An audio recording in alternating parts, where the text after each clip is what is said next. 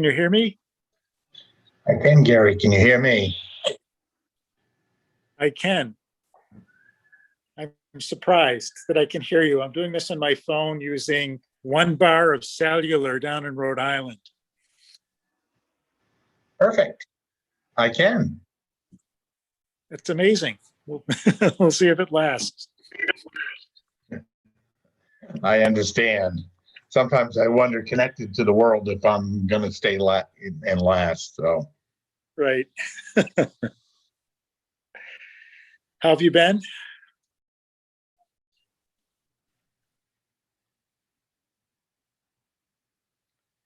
not only that, but you got logged on before I did, I think. Well, I didn't say I was the host, for what it's worth.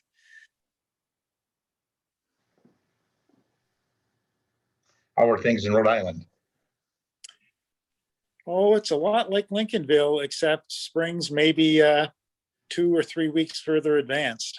Ah, It's cool today. This is on an island in Narragansett Bay called Prudence Island. It's really a lot like Islesboro in terms of its size, and there's a ferry that comes out 3 times a day, about 3 miles. So it's similar to Lincolnville's relationship to Islesboro, but it's an island where it was sort of a refuge for a lot of blue collar folks, back in the 30s or 40s of the last century. And they prohibited any kind of commercial development. So there's just one little snack shop here, no hotels, no gas stations, no services at all. So it's kind of a retreat of almost sorts. perfect. And about 80% of it is in conservation easements or state-owned lands, because at one time there was a Navy base here. Oh. A different kind of place. And my son bought a old building that was built as a stable or a barn, but the person who was doing it died about 15 years ago. So it's just been set. It's been standing unfinished. So he's finishing it like there was no poured foundation, just some posts going up. I can kind of show you what it looks like at this point. I don't know if you can sort of see the inside of it at all. On the outside, an old mahogany deck that is rotten away that we're replacing, but he's redoing the shingling and he's doing a nice job on it. I'll show it to you.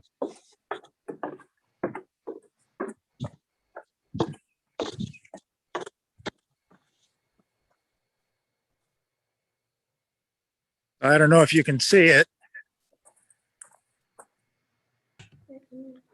Again. That's what it looks. So it's being improved from the outside in right now. Oh, Gary, you're there. I'm here, yes, and it seems to be working. I was just showing Dave around my son's place that we've been working on. So we've been putting some new roofing stuff up today. He's a woodworker, and there's a lot of white oak here, but a lot of it died because of a drought for 3 years and gypsy moths and some other infestations. So he's cut down a lot of the dead oaks, and he had a portable sawmill and cut them up. So they're all drying here in the barn. It's got some more over here. Where is this? But it's You've got to come over here. Yeah, that would be helpful. this on Prudence Island in Narragansett Bay.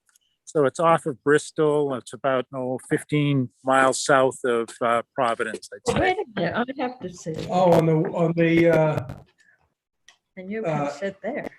east side of Middletown. The east side of the bay. Yeah, so it's it's sort of in the middle of the bay,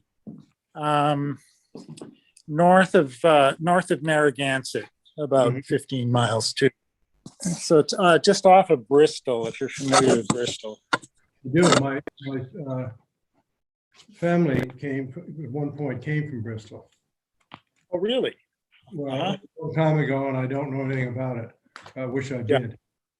But I It's a real interest. Yeah, I think you'd enjoy seeing it down here. I mean, I'm from Rhode Island, so at least in my heart, it's from Rhode Island, so I love it. I'm gonna leave you all. Good luck. Thank you, David. Thank you. Appreciate it. You're welcome. Gary, I'm impressed, and I don't know why if it's daylight, you're not still working, but enjoy Well, your time there. Just broke off 10 minutes ago. That's why I'm still in my work clothes. You put Fair some enough. light behind us. So Gary, are you running the meeting?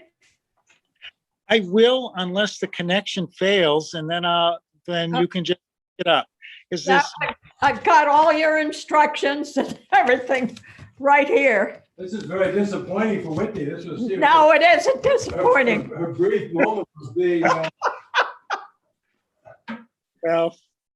Wouldn't want the power to go to your head, Whitney. No, right? no, of course not. No, would I. And Gary, we have an extra scribe here who's disappearing. Okay. That's Cedar, who you remember once he came to help Yes. with the notes. He was very helpful Yes, he was. and inspirational too. Absolutely. Hi. Hello, Lise. Hi, Lisa. Hi. Good to see you. Nice to see all of you. That's very nice, Gary, because the room is all dark and then you're just there in the light. It's called So chiaroscuro. That's right. I heard of that.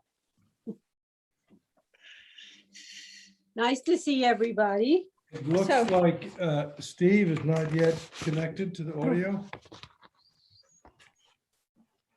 Oh, I'm not seeing anybody's faces except for Whitney and Tony, and Lise was on a minute ago, but for whatever reason, I'm not seeing the gallery view.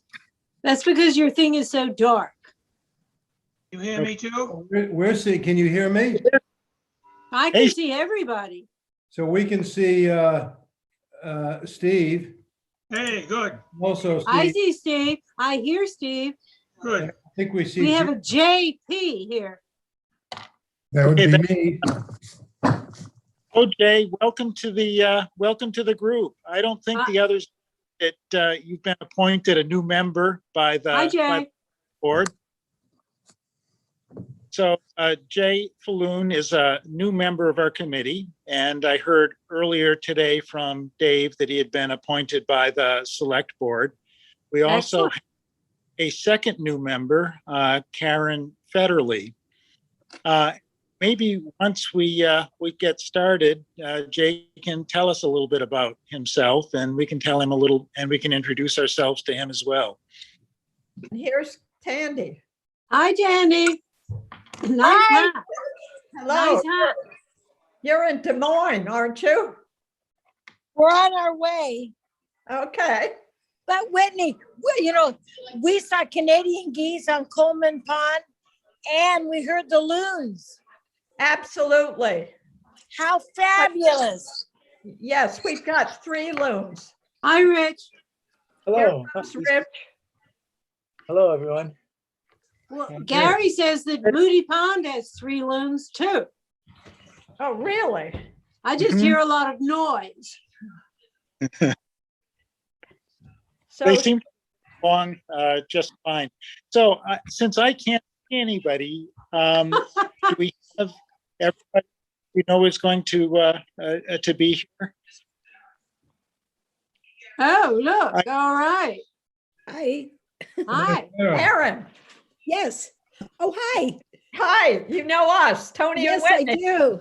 Hi, Yeah. Tony and Whitney. How nice of you to join our committee. Well, I hope I can be of some help. Well, I'm sure you can. Well, we Good. need it. Yes. Where are you living, Karen? Are you living on a lake? No, I live closer to the beach. Okay, you're in Oh. your same place. Yeah, I'm in my same house. Okay. Yep, Karen, can you hear me, Karen? yes, Okay, just to be sure, rosehippie@gmail.com? yes, Okay. And Jay, you are j.falloon@gmail.com? That's right. Okay. And Not that it matters. I pronounce my name Filoon, but Right. everybody else calls it Filoon. So I've learned to live with it. well, We'll get it right. Jay, my last name is Opersdorf, so I'm a little conscious of how people pronounce names. So please correct me anytime. Well, why don't we get, Susan is here. and maybe in terms of noting who's present, people could say who they are. So our two new members, Karen and Jay, can get to know our voices and see who we are. Okay. You want me to start, Gary? Whitney? Well, yes, that would be great. Okay. So my, Karen has, there you are, Karen. I live on Coleman Pond, and I've been on the committee since it was founded, as has Rich. So I don't know how many years that was, but it's just a happening committee, and I'm very glad you're part of it, Jay and Karen. all right. Tony. Okay, well, hi, Jay, and hi, Karen. Welcome. I'm Tony Opersdorf. I've also been on the committee since its inception. I don't know how long it's been, at least 10 years, maybe more. We live on Coleman Pond, and Whitney is the vice chair. Is that right? And I am the secretary. So I take notes and send them to you for your consideration after every meeting. And then I send them again just before the next meeting. Thank you, Tony. Anytime you Big when you job. have corrections, I think it's easiest if you You bring write them the up names. at the following meeting so that I'm not correcting things in the absence of other people's awareness. So as you'll see tonight, corrections from last March minutes will be brought to our attention, and then I'll make those corrections. And at that point, I'll send them into the town. Do you want to So- come here? Somebody else's turn. Okay, I'll go. Rich Sanderson. So- I'm another old timer from this committee. I live near Pitcher Pond, so representing Pitcher Pond, I have a small. there. So welcome, both of you.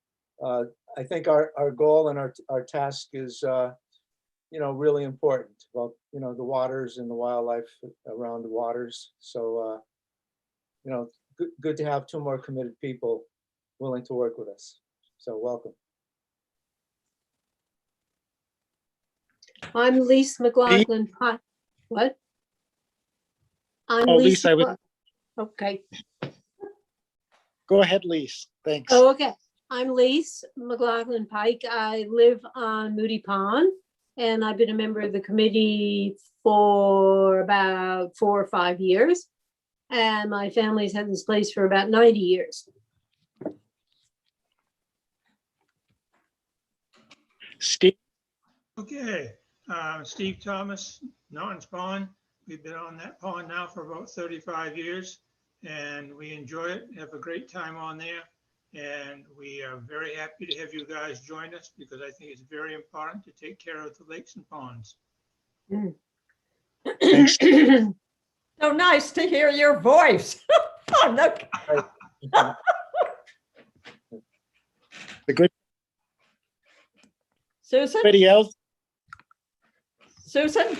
Yes, well, I'm very happy not to be the the youngest member of this group, and I'm the newest member of the group.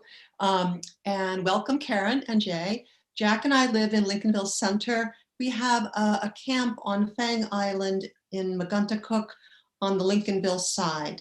So we've been the privileged to be the stewards of that place for about 20 years now. We lived in Lincolnville about 50 years.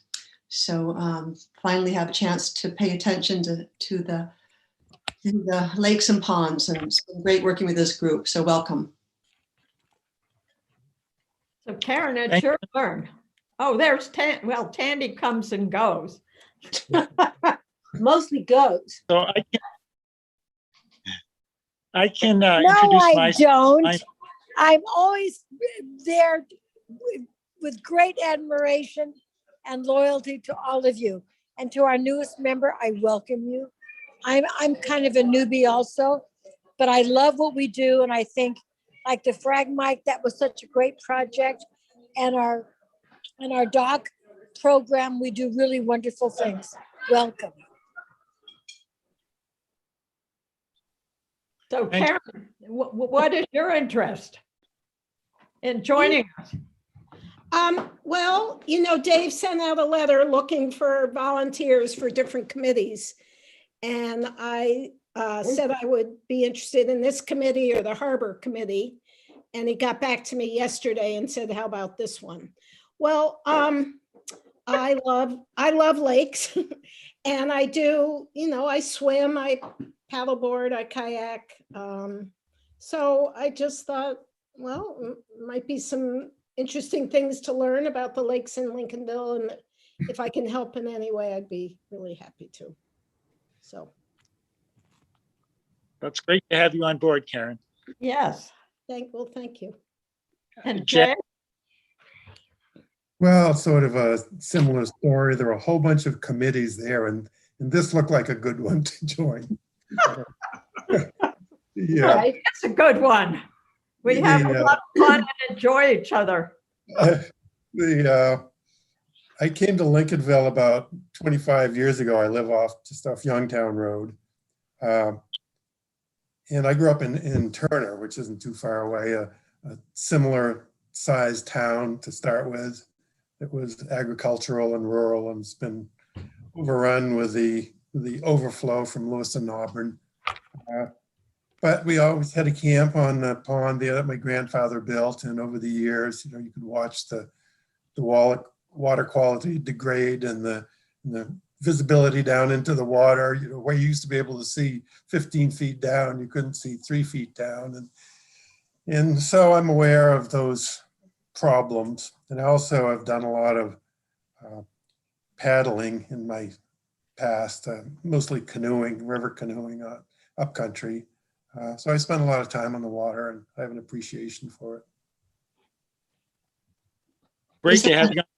Oh, may I ask, is that a Neil Welliver behind you? That is. Yeah. Little Marsh. We thought we recognized it. I thought it would be an appropriate background for this. Yeah. It sure is. And let me introduce myself. I'm Gary Galesian. I'm chair of the committee. I've been on the committee now, I think about 10 years. We've had our place in Lincolnville for 20 years, and for the last 11 years, been living here full time. Let's see if there's, I live not too far from Levensteller Pond, about a quarter mile or so away. And in my life, when I was working, I worked for the Environmental Protection Agency, and one of the programs that I worked closely with was the Great Lakes program. So I have a real love for lakes and keeping them healthy. He was the head of it. Do we have anyone else on the line? I heard from Pat Shannon that she would not to come today. But she did give me her report for Pitcher Pond that I'll relay to you when we come to that part of the agenda. Tony, do you want to, well, I'll solicit any comments on Tony's minutes that he's shared with us all. I took a look at them and to me, they look good. Comments? Anyone else? Non-spawn there. You said that I have a comment. we were gonna Well, 1 week.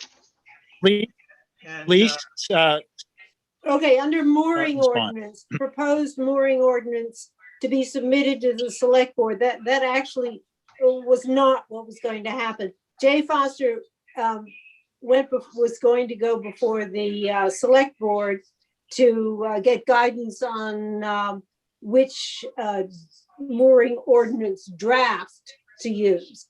Rich, would you say that's a good way of phrasing it, simple? Because it says proposed mooring ordinance. Well, there are several proposed mooring ordinances, and he went to see which one. Yeah, more about a discussion of mooring ordinances. Yeah, Jay Foster went to discuss the proposed, a proposed mooring ordinance to the select board on April 12th. I think that's a good way of phrasing. Would you agree? Yes, I do. Sounds good. Oh, Okay. Jay Foster. Tony got that? No, I don't. Jay Foster went to the select board. Went before the select board to discuss proposed mooring ordinance on April 12th. The proposed, no, it better not be the proposed. It's a proposed.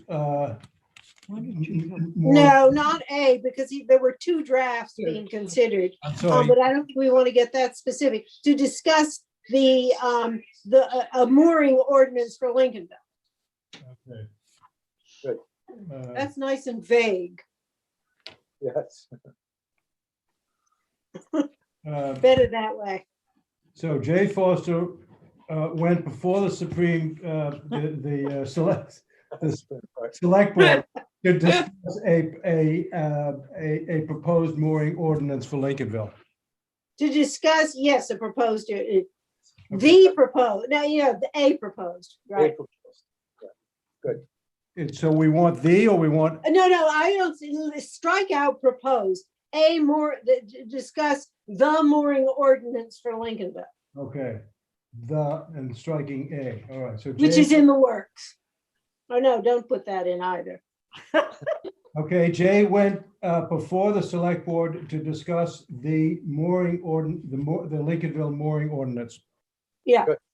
Okay, isn't that all right, you think, Rich? Yes, sounds good. Vague enough. okay, Steve, you started sharing some comments earlier. On you had a sheet there, it said expected to asphalt the next week. It's not going to be next week. It's going to be several weeks before we get to that on the paving.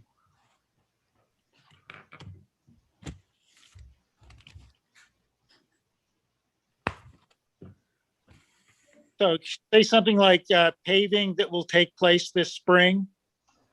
It will be sometime this spring, probably midsummer. We've got Possibly midsummer. Yeah, right. okay, so this is, we're talking about the Norton Pond. I'm sorry, I was writing down the proposed ordinance part, so I didn't hear what You had there that they expected to do the paving next week. It won't be quite that quick. It's going to be several weeks. It might even be a month before the guys get there to do the actual work. so in the next month or so, Yes. okay.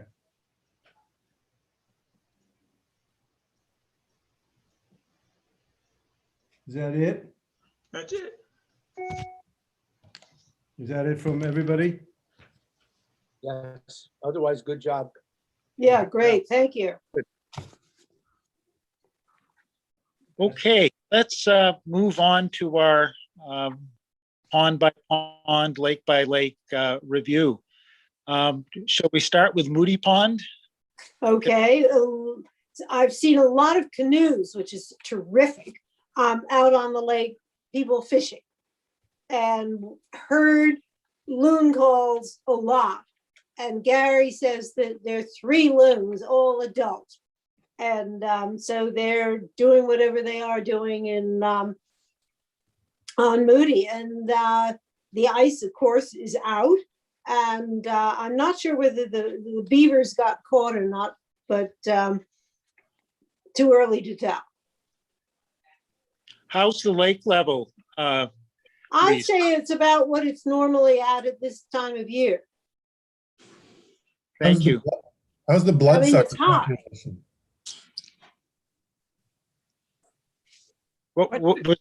Was there a question? Yeah, I was asking what the bloodsucker population was in Moody Pond. I I've don't think been there, anybody's they're taken pleasant. an assessment. We haven't sent any children in to sort of stir up the water. To lure them. Right. Yeah. But we No. will. I'll give you a reading. Okay, Thanks, Lise. I can talk about Levenseller Pond. Levenseller is about at its average level for this time of year. There continue to be quite a few fishermen there, shore fish.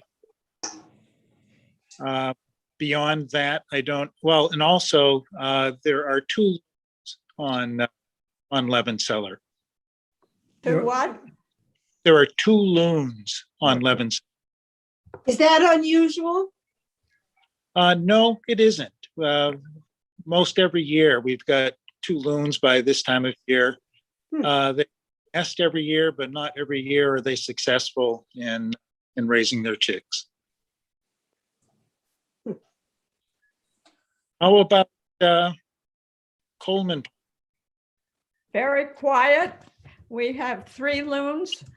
We have wood ducks. We 3 adult loons. Yes. And that's pretty common. There's always an interloper, or has been for the past several years. Last year, we did have a breeding pair, but in the past, the interloper has caused the disruption to the nesting. And what are the other? Hooded merganser. Mergansers. Hooded mergansers are paired up, and so are the wood ducks. And geese. Interesting. And we have geese. It's been quite quiet because maybe the wind, we haven't seen too many ducks or loons swimming around. I'm thinking maybe they're all nesting. And the water is high. We've had a couple of kayaks out, and I think one motorboat went down the length of the lake, but basically not much boating or fishing.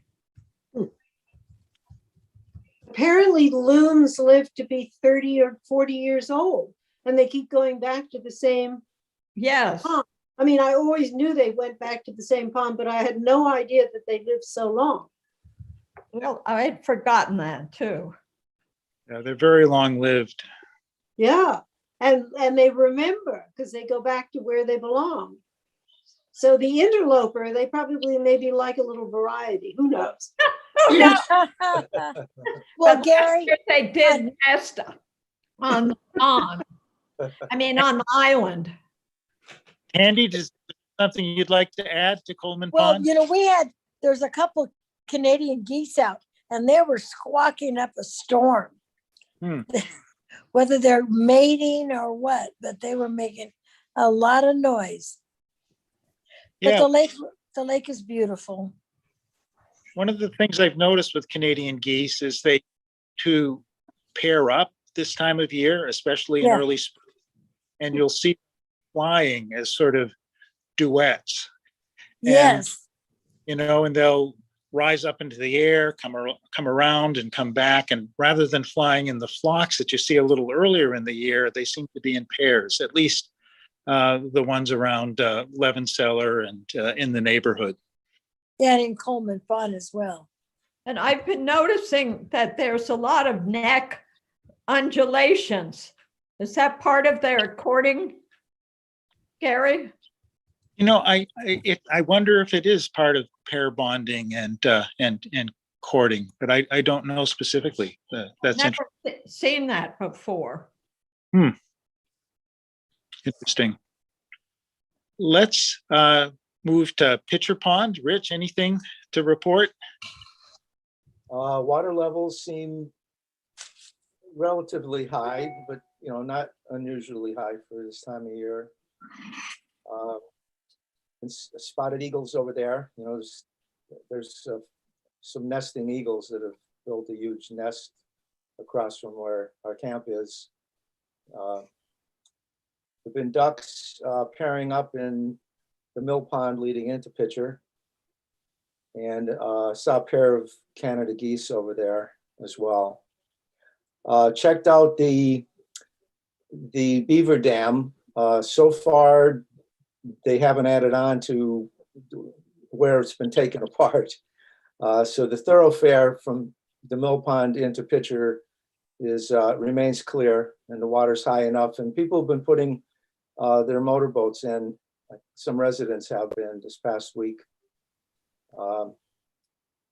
And a few kayaks and some younger people fishing off the dam in the mill pond. So, slowly coming back to life. Thanks, Rich. Mhm. I heard from, let me see if I've got this right. I guess the only additional reports that I heard from Pat is that she's seen many Canada geese, and also she has a healthy fish in her neighborhood. But otherwise, her report was similar to yours.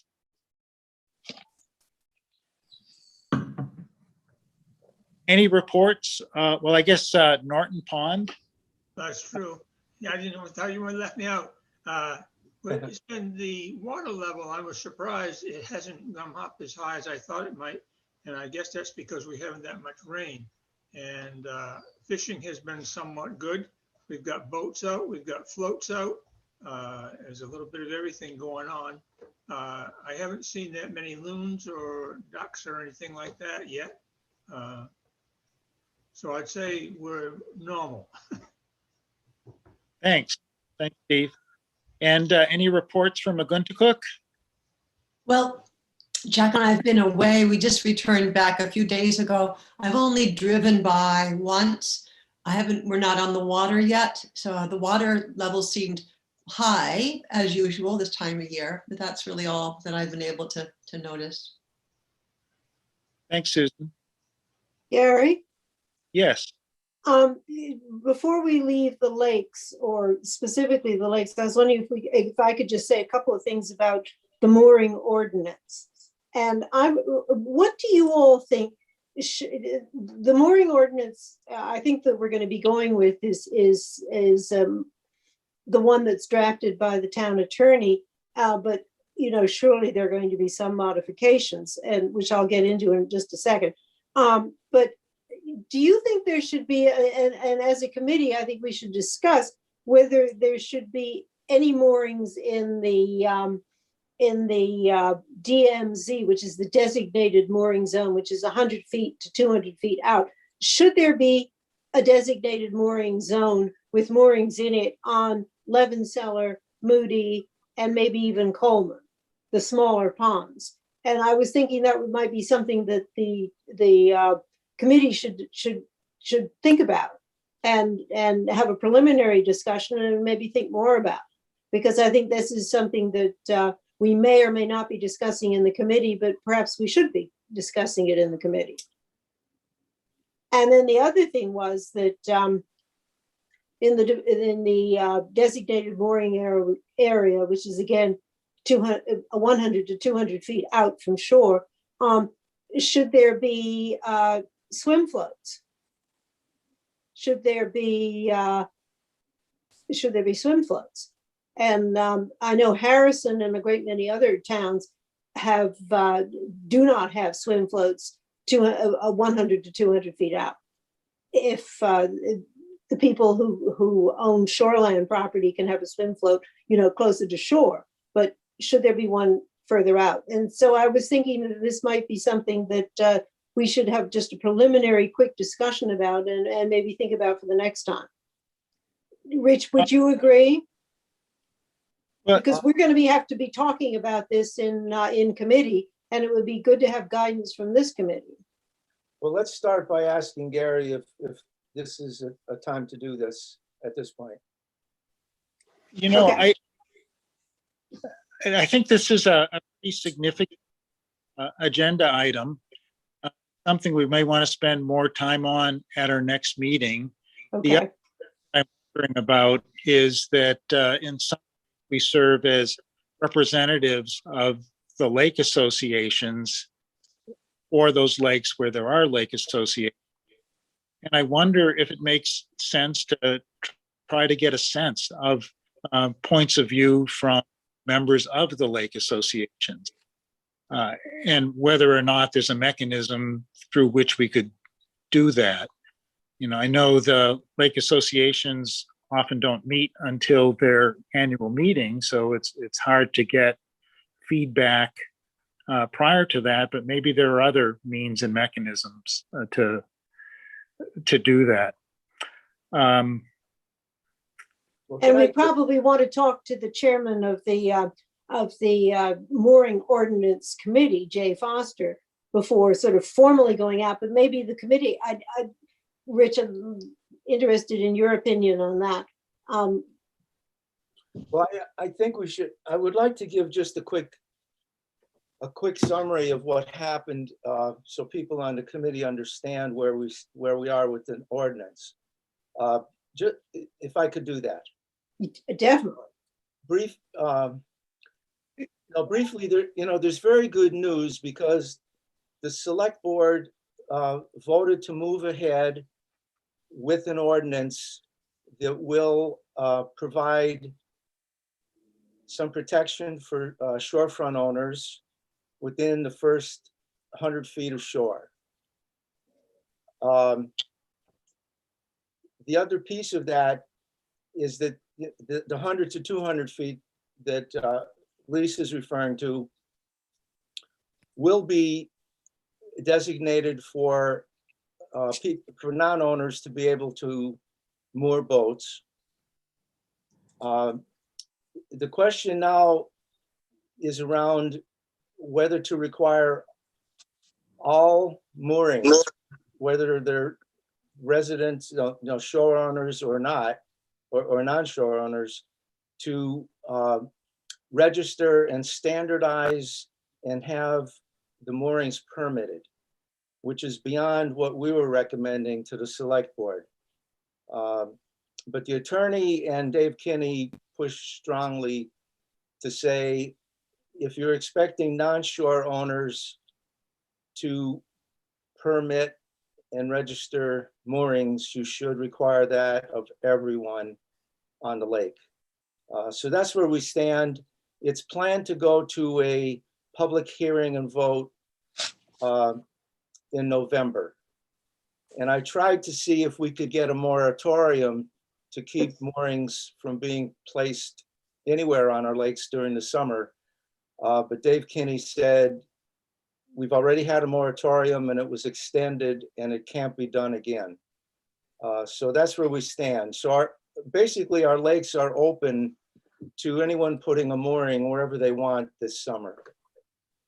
You know, there's always tension in the town with respect to public access and public use of the lakes. And it sounds as though it brings that to the fore again. And there has to be some balance between public use of these great ponds and the rights of property owners. And it sounds as there's some kind of balance that's trying to be struck there.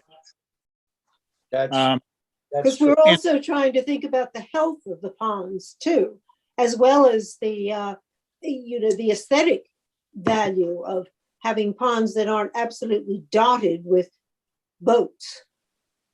that's a consideration too. And when I hear from Rich that it's unlikely that there'll be a vote that's taken on this until November, I think that time to do some education and to consider some of these issues on what the environmental impacts might be, approaches to be taken that could lessen those impacts, but still allow for the enjoyment of the resource by both property owners and others. I think it's important for the lake associations to be able to speak to the issue after the summer, and there's the time for the lake association meetings to take place. So I think this is probably not the best time for the committee to opine on it, but to give thought, to think about that balance and think Because I about think they're really important. this. Maybe it's important, and It is important. I think we've got to strike the right line and the right balance on this. And I know the committee's trying to do that, and it's like that's the kind of feedback that the subcommittee was getting from the select board, is this balancing of interest and the protection source. Yeah, but the good Agreed. news is that there will be an ordinance, and that'll be a help. Right But now, the other thing is that the town of Camden is having, the town of Lincolnville is having difficulty getting an ordinance. I think the town of Camden may have even more of a difficulty getting an ordinance. And it would be very nice to have a similar ordinance. I'm just throwing these things out because I think they're all part of the mix and the difficulty of this situation. And it's good that the committee is aware of the different aspects of things that are happening. Okay. So I think it's important for the mooring committee to keep this committee up to date on what's going on. And I think this was really valuable to hear from both Lise and Rich on the status. Gary, it may be that there will not be meetings this summer of associations due to COVID. I don't know. I'm thinking about whether the Coleman Pond should have a meeting. I haven't called, asked. Well, you can have a Zoom meeting. Can have a Zoom meeting, yes. Yeah. So the other mechanism for the lake associations would be their newsletters, to the extent they have newsletters, Yes. to identify this issue and the and what some of the key decision points may be. And you could probably even create a forum for people to share comments in response to the newsletter if the newsletter goes out by email. Yes.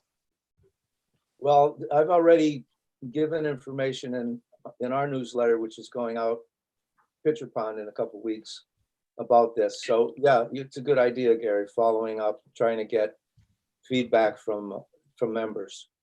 So, Rich, can you be sure to send me a copy of your newsletter? Because I will, in a couple of weeks, I will be writing a newsletter. So I get the facts straight when I present it to Coleman Pond. Good job. And Rich, do you think whatever goes out publicly should be shared with Jay and our committee? Because could be a tricky issue. Yeah, there's not any opinion in our newsletter, in my comments in our newsletter. It's basically just saying that the select board voted to move ahead with an ordinance, but getting into the details of it, that'll be an ongoing development. Yeah, there you have to tread carefully with the details. Sharing, with our board meetings at the lake as well. But you're right. If anything goes out publicly, our committee should be hearing about it. I agree. And Since Whitney, we're members, is that? I said, since you and I are members, we have to be particularly careful. Okay. And Whitney, I will get a newsletter to you. Thank you. Sure. So can I ask something? Yeah. I'm confused by this. what lakes in Lincolnville have public access other than Norton Pond and Lake McGonagall, Well, Pitcher- Coleman does not. right? Pitcher Does- Pond does- does. Pitcher Pond does? Does Moody? Well, other than, Not really. yeah, Not, people walk through the woods off the they road. walk through our woods and we don't stop them. So, yes, so and I think the way in which the committee has characterized this to the select board is to say that there is informal public access to Moody Pond over private land. And there is. They don't usually categorize it at all. Say that again, Lisa. I don't think they haven't categorized it at all. I mean, people, they just say, the land, well, whatever. We have no Well, I agreement with the think- town.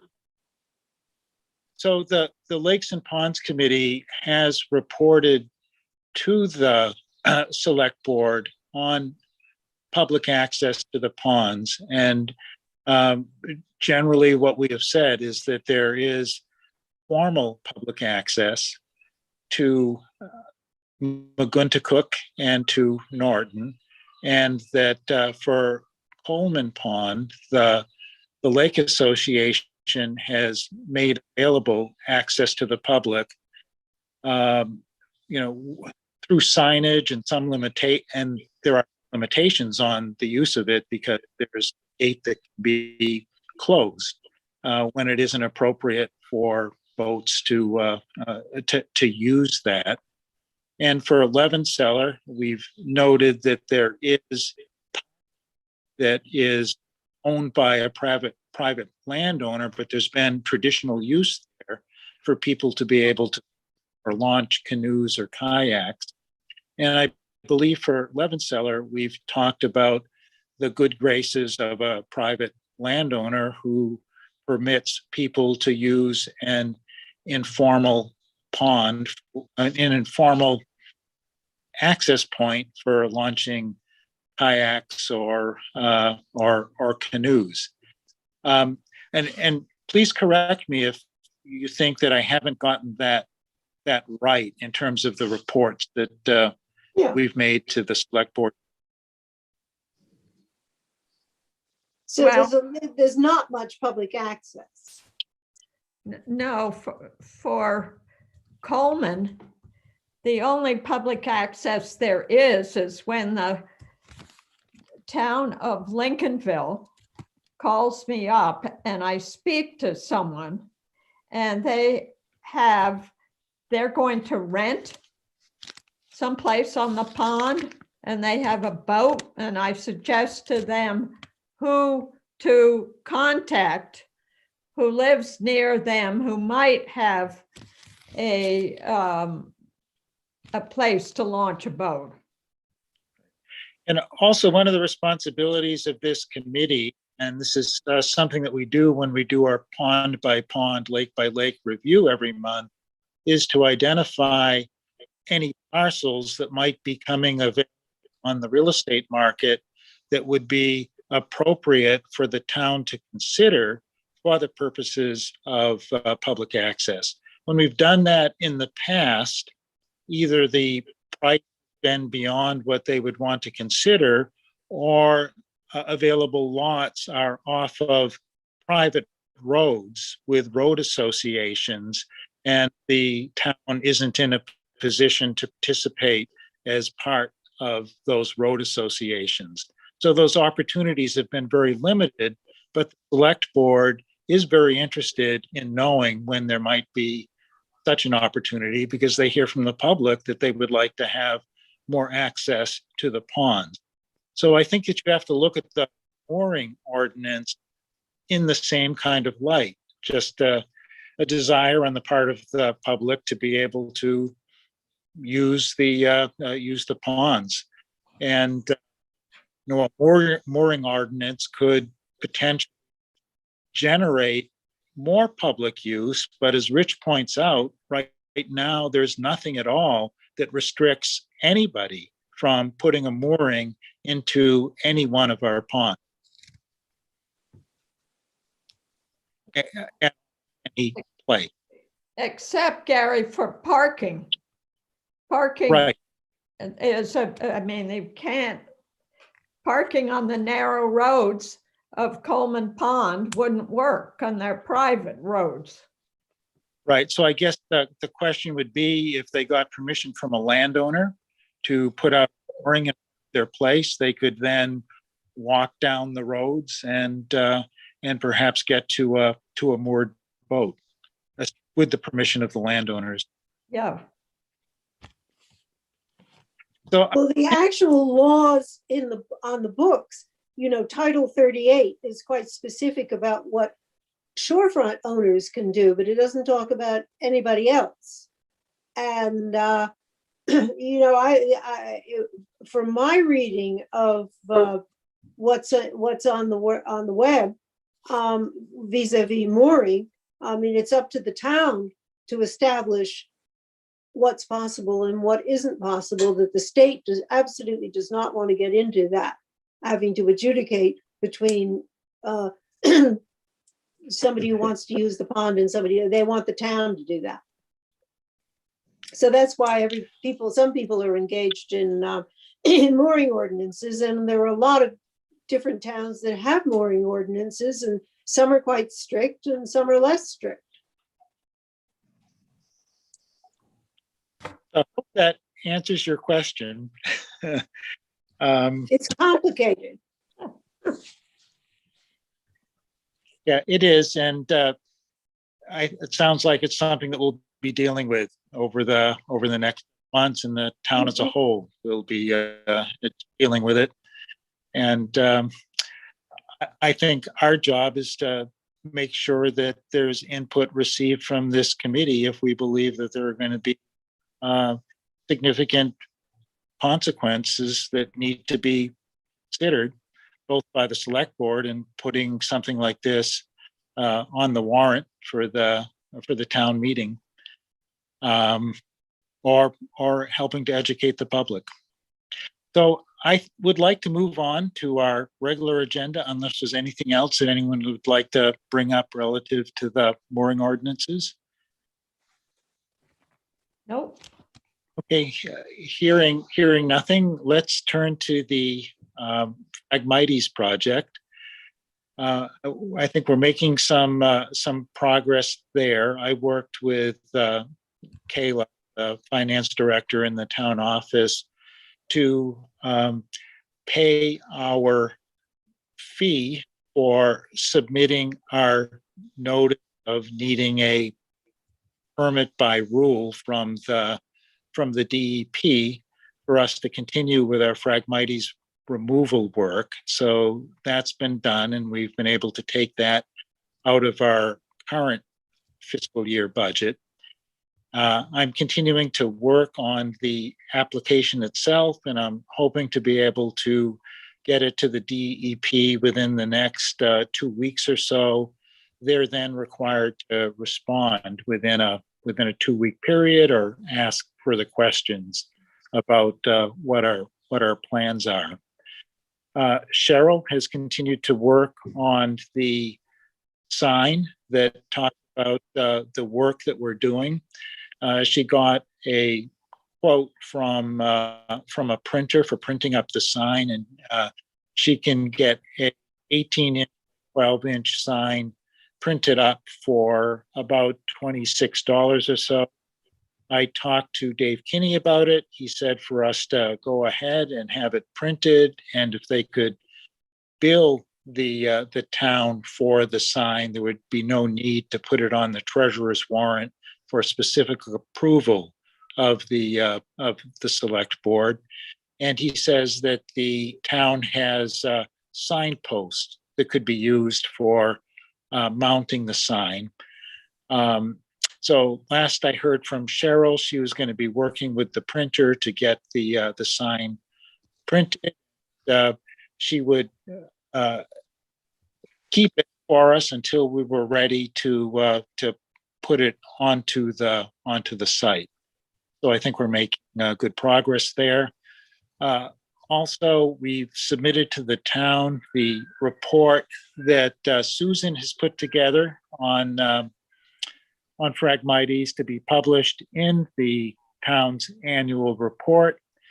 And I've also put together the regular report that the committee puts into the town's annual report.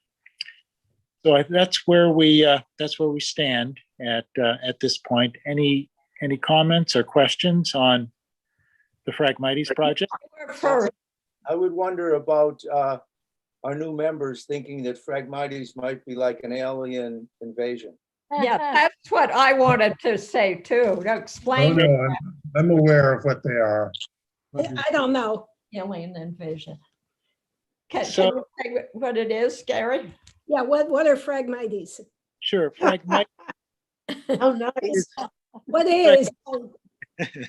Phragmites is also goes by the name common reed, and a plant that's a little bit like a cattail, but a lot more robust and a lot taller. It grows to be 12 to 13 feet tall, and we noticed a stand of it that's become established adjacent to Breezemere Park at Norton Pond.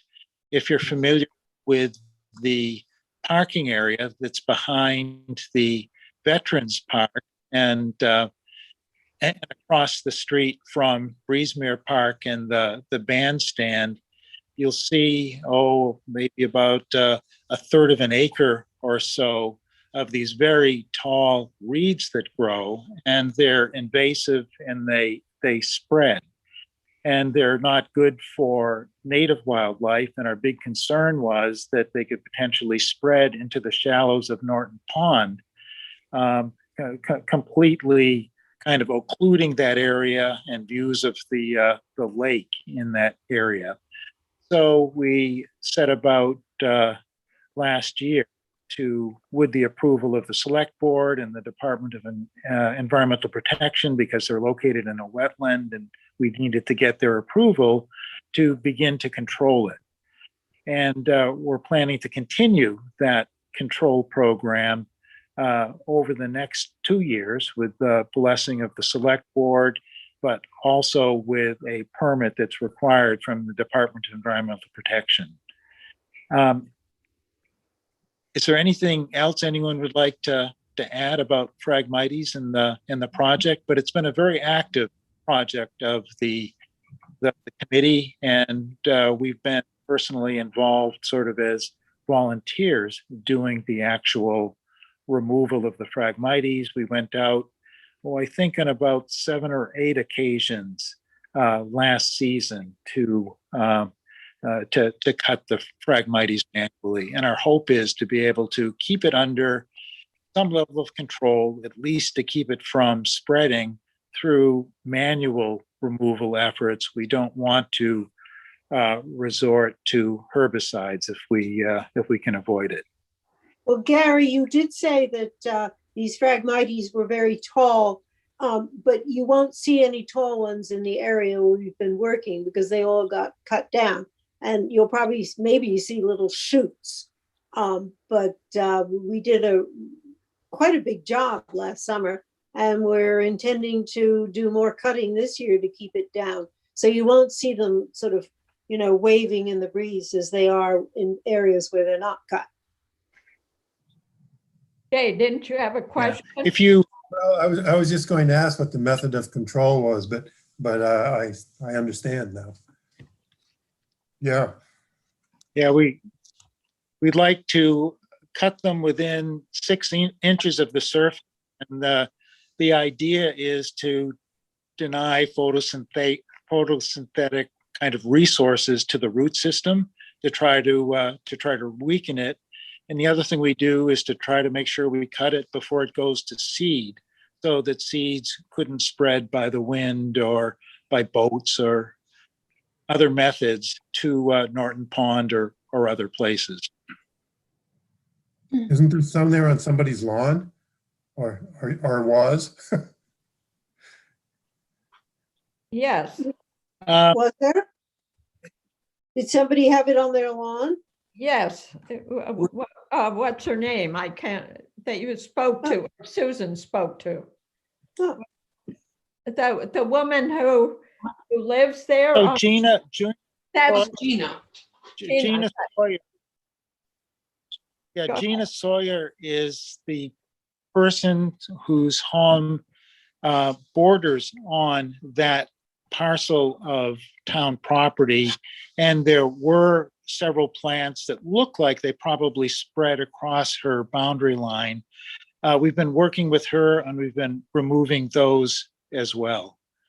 And it's also gone up the hill to the backside. Behind the memorial, Yes. behind the Veterans Memorial. Yeah, Gary's disappeared, but he'll be back. No, he's down below. He switched places. Oh. He's muted. The only thing I'll add is that there, Gary, can you hear me? No. Gary, you're muted. Who is muted? Gary is. Gary is muted, and he's also invisible. He's only a shadow. No, I can see him and he waved. Yeah. I know, but you can't see his face, can you? Yes. And Yeah. we can't hear him. We can see him, but we can't hear him. Boy, I can't see it. Well, I can. Yeah, I can see his face a little bit if I get Hear me? close. Can you There hear he me? is. Yes, Okay. Gary, I can hear you. You're back. A question about the post and the placing of the sign. Is Yes. that left to us, the location of the sign? Or- No, to work with Dave Kinney on that, because there's a question of whether we wanted to have it up on the edge of the parking lot so people could see it there, or whether it would be down lower, closer to where the nature trail sign for people who actually use the nature trail. So we should give that some thought. Yeah. I agree. Okay. Gary, I'm just curious, do you have any idea when the town report comes out? Usually it's about a month or so before the town meeting. And I don't recall what time it came out last year, but I'll see if I can find out and let people know. Town meeting is in June. Yes, I think so. Yes. usually, yeah. So Karen, are you up to date on what we've been doing? Yeah, you've been doing a lot. Yeah. A lot to catch up on, but it's all very interesting. I would add about the Phragmites, it's gonna be a multi-year project because they're extremely tough, durable, and hard to eliminate. And they just keep growing. Is Yeah. it only in Norton Pond, or are you seeing it in other ponds too? We haven't seen it in any of the other ponds yet. And I think that if we try to control this stand, there aren't a whole lot of others around in the area, although Rich tells me they found some on his property. Oh, Small Oh, amount that I hope you didn't bring it home. I don't think I brought it home. You know, there is a similar plant that looks very much like that, and I only found a few stalks. So I'm not sure. I'm going to watch it this year, but it was a very small, just a couple feet of it, and I did a good job uprooting it. So I may not see it again. Yeah. I'll watch So it. there also is a native Phragmites. The native Phragmites get taller than 6 or 7 feet or so. There's some differences in stem coloration and a few other things. So it shouldn't be cut down indiscriminately because we want to promote the native Phragmites, but not the non-native. And we're trying to be selective in terms of how we cut the Phragmites and leave other plants in the wetland that hopefully will be able to flourish once the Phragmites is cut back. So red maples can do well there. And I think at one time there were cattails there, and it'd be great to see cattails come back. But you don't do any planting of that until we get the Phragmites out. Is that correct? Well, that will be years. You know, I think that, yeah, I think that that's something for us to discuss though as a committee as we make progress, what kind of restoration efforts we want to make. Not just allow things to come back naturally, or we do some plantings of appropriate native trees or shrubs or grasses. So that's all I have on Phragmites. I guess, and I don't think that, I'm trying to think of whether or not there was anything else that we want to talk about on the agenda. Whitney, in the pre-meeting notes that I sent to you, was there anything else? No, I've been going down them. You've covered everything. And what about the permit for removal this summer? So that's something that I've been working on. I'll be getting that into the DEP within the next couple of weeks. But again, we've got it paid for now, and we needed to do that first to include Excellent. the sort of payment as part of that. It said $250, the permit. Yeah, it was $258 for a 2-year period. 250 or did you say 200? 28. 258. Yeah. To do something really good. Yes. Yeah. It doesn't make sense. You know, the person I spoke to at the DEP said, boy, this really doesn't make sense, but it's what's required. They should pay us. That you might want to talk to your legislative representatives at the State House. Not worth it. So anything else that anyone would like to bring up today? No, just I have just one more question. Yeah. I have one more question on this. Is the removal something that takes a lot of manpower? It is a fair amount of effort to do it. It grows very, very densely, and we've used sickles, we've used loppers, but what we found to be most effective were the brush cutters, the portable brush cutters like Steel makes, that have a blade on the bottom and a sling and a belt that you and I have one of those I can contribute. oh, that'd be fantastic. Rich has one, Tony has one, and we've gotten one from lent to us by the county as well. So that would be really helpful. Okay. I would expect it should be a lot easier now that we've cut it down like we have, to go back. Because it was so high when we attacked it last year. Well, who knows what it's going to be like by the time we get back to it. Well, Yeah, I and haven't been so down there to look. So we might want to get on a schedule of starting earlier before it grows so tall. But a lot of what we were cutting last year were stalks from the previous year, and not just new stalks. So it'll be interesting to see what comes up this year. Mm. So you So we go out every week, don't we? Starting in July. Yeah, starting at the end of July, we were going out every week, and we were Through seeing September. Yeah, and we were seeing up to 12 inches of growth within a week's period. So it's a really robust plant. Any comments?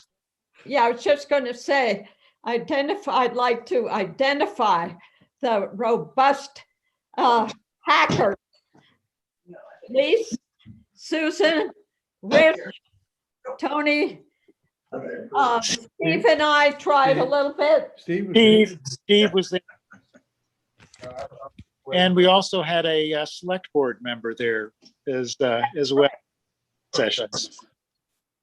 So anybody is welcome to come. Yes.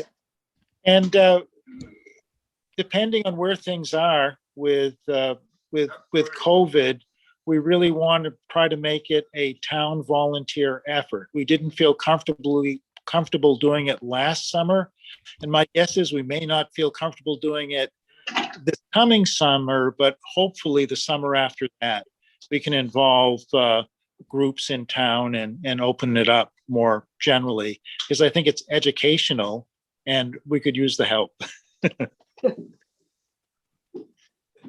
So Okay. Karen, you're good with a machete. Right. You're Well, welcome. you don't really need a machete. You just, all you need are just little clippers. Work too. Anything else for the meeting today? No. We hope Hearing- all Oh, members come back. yeah. So at our next meeting, we'll talk. Well, actually, what Yeah. about, weren't you remember that survey that we did about the styrofoam? Yes. What are we thinking about now? Are we thinking about suggesting that the town do an ordinance, or are we suggesting that we do more PR on the subject, or what? Well, Okay, that's something that I'd like to put on the agenda for our next meeting where we can Okay, actually fine. data. I'm glad you brought that up, Lise. Thank you. So Okay, we'll for the next meeting, and Tony, please note that in the minutes. What was it? I didn't want our new members to think we were only fixated on ordinances and moorings and phragmites. That we have a larger agenda. The all-consuming Phragmites, yes. Okay. Gary, could you repeat for Tony? Just give me one word. Oh, for Tony, I just want to say that based on Lisa's suggestion, we're going to add an agenda item for our next meeting to discuss what's next for the unencapsulated polystyrene project. We'll be reviewing the data from the last 3 years of doing our census and decide whether or not we can continue with our voluntary educational approach or whether there needs to be some kind of an ordinance.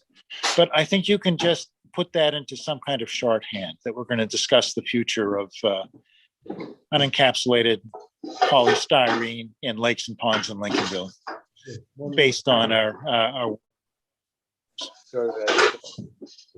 And then I'm wondering if we could continue to follow up about education. You mentioned it regarding the moorings, but now that the season is beginning, it seems like there's several facets that we could possibly to our community about to build awareness, and maybe we could talk about the best way to do that. Well, we are going to do that press release. So that's an educational process about the phragmites. Right. So that's And aren't you, education. Susan, talking about the voting laws? Is that what you are, putting the voting laws out to the community? So Yeah, they- all those things, the boating laws that we talked with Paul Leeper about, the something about the moorings, the unencapsulated foam, and the phragmites. All the season is beginning, and we could start making a presence known, just very casually, but letting people know what our values are, what the needs are for the ponds and for the community. And we talked about Diane O'Brien being a possible outlet for information.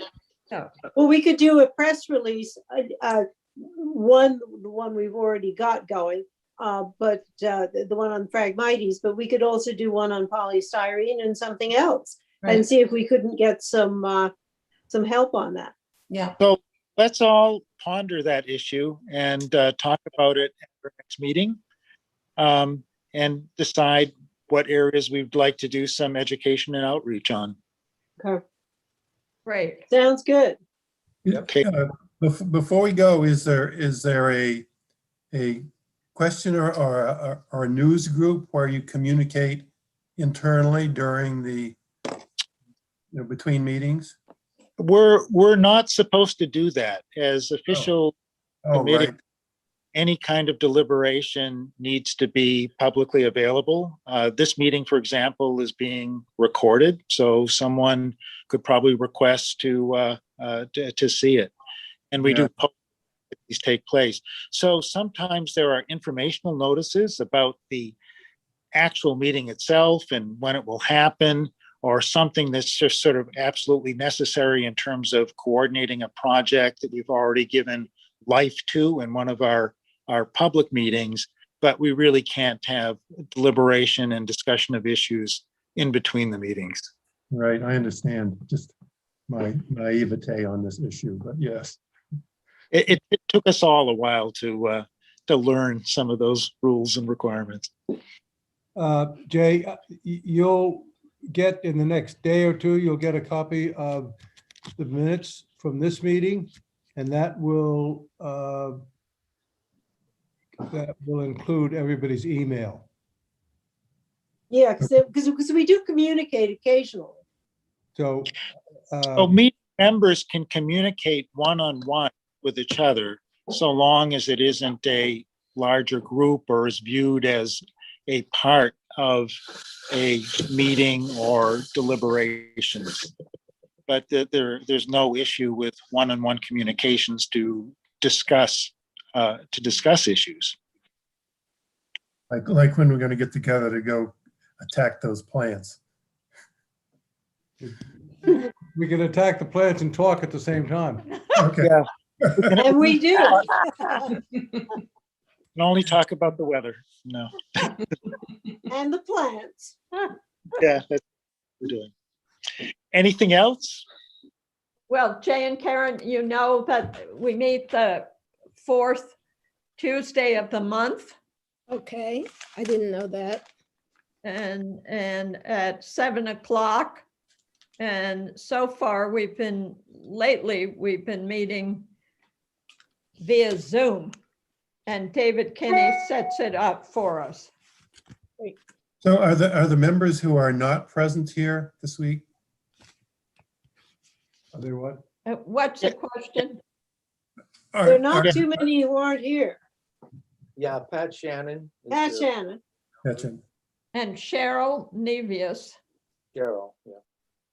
and that's That's Yeah.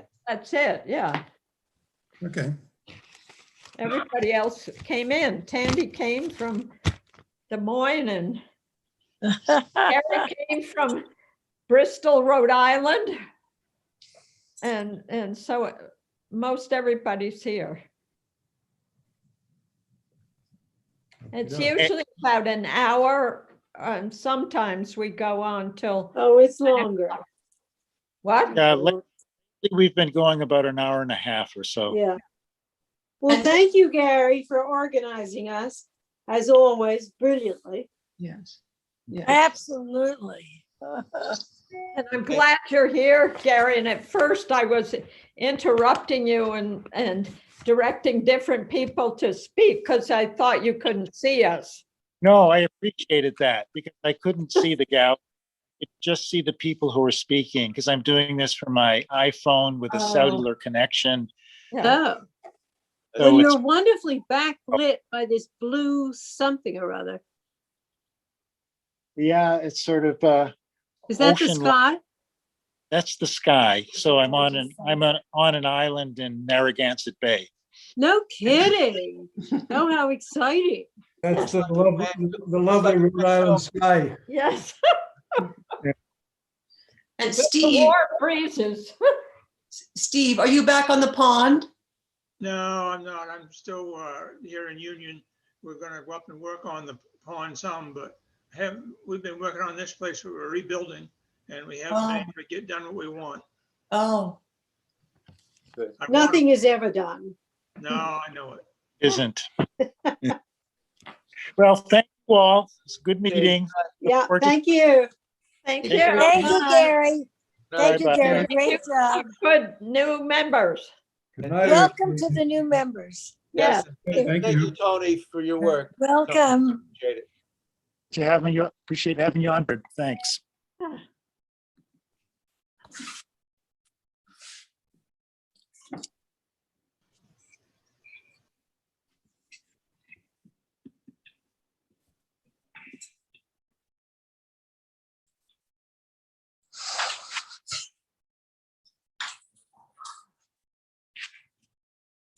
Okay, we're off, darling. Well, good for you, huh? Mhm.